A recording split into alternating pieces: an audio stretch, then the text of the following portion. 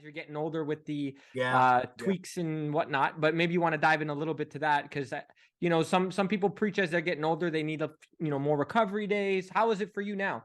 Maybe I do, but I would much rather train every single day and just, like I said, just every single day being and doing that. But I mean, I've been doing this a long time. I wrestled for about 5 years. All that stuff does take its toll, and I didn't always train like the way that I am now. So with age as well, I'm no longer a spring chicken, even though I don't like to admit it. So I'll get aches and pains and everything else here. I just think the main thing is you just need to be smart around the way you warm up.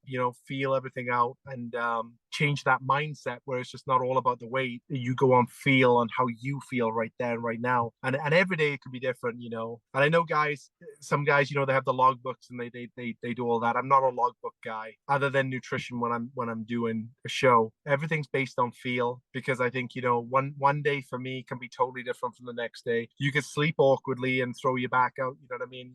You just never know. So that aspect of just really listening to yourself, listening to how you are on the day. What happens when those days do happen, and you want to go in and train? How do you have to adjust? Do you just go lighter, higher reps?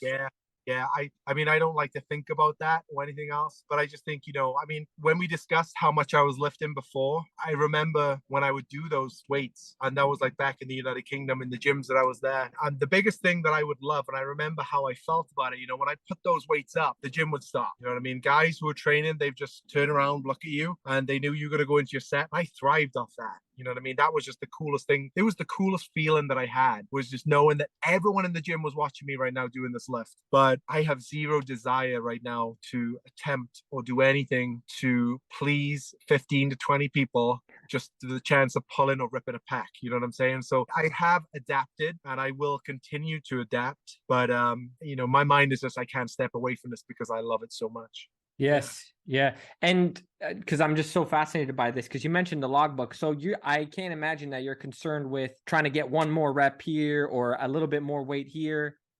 No.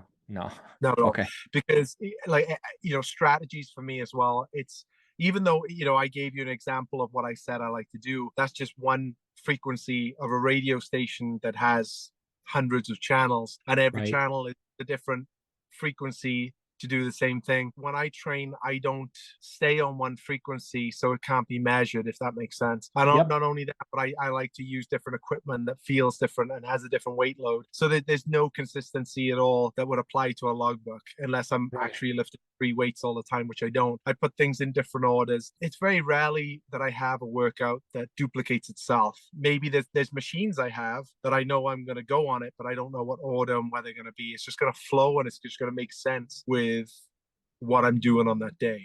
Well, let's talk about the Olympia for a second, because there were some clips of you training for the Olympia. First off, I'm assuming you did not step on stage at 295. That's not.